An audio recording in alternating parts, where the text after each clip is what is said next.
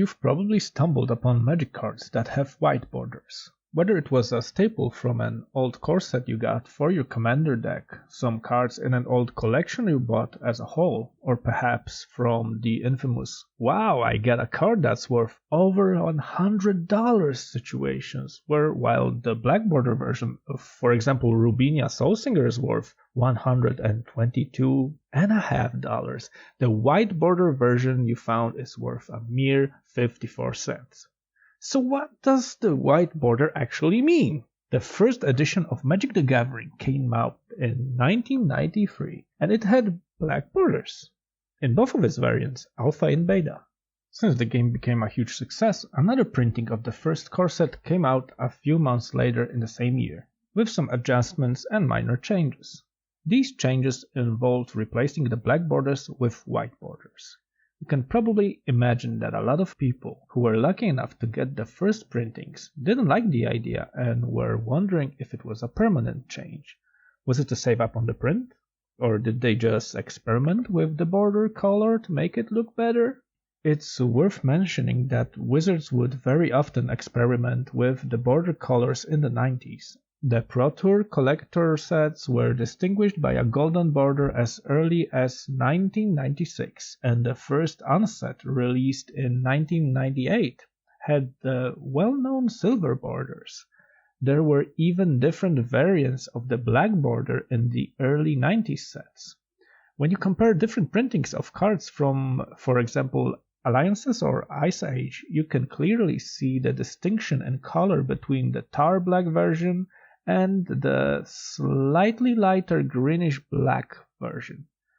The effect is a little bit like when you're comparing different variants of black card sleeves, thinking that the difference is barely noticeable until you compare them side by side and the difference is suddenly immense. Regardless of the reason, the next two expansion sets were both black-bordered. The third edition of the core set following the black-bordered Arabian Nights and Antiquities, though, was white-bordered. White borders became a standard for many years, with the 4th, 5th, 6th, 7th, 8th, and 9th editions all distinguished by having them.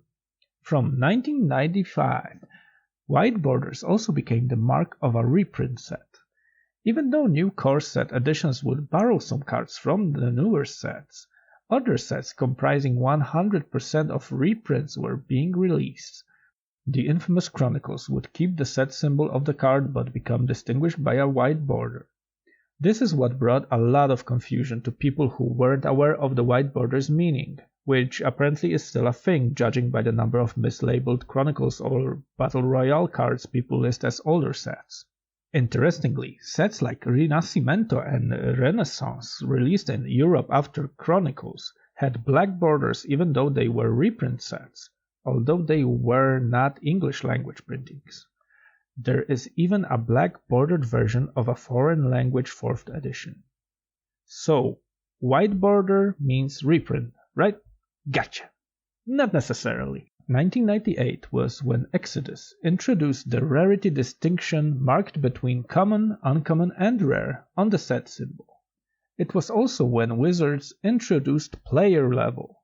The products intended for players starting their adventure with Magic were marked as Starter Level, the core sets as Advanced Level, and the regular sets became Expert Level. From this point onward, the introduction products would also be marked by having white borders. This way, cards like Angel of Light or Grim Tutor got their first printings in white borders, even though they were exclusive to the set called Starter, released in 1999. Similarly, the set Portal 3 Kingdoms was also white bordered, while consisting almost solely out of set exclusive cards, and even introducing its own mechanic called Horsemanship. Because of the stigma associated with being either a reprint or coming from sets described as having a lower level of complexity, white-bordered cards were very often considered inferior by many Magic players in the olden days. It was one of the reasons why 10th edition came out black-bordered and Wizards stopped using white borders for reprint sets. Nowadays, though, it appears that the white borders became something appealing among newer players and an indication of a card's vintage. Some white border card variants also have alternate artwork, exclusive to that set. If you enjoyed this video, be sure to hit the like button below, and if you haven't subscribed yet and don't want to miss my new videos, the option to do so is there as well. Catch you later.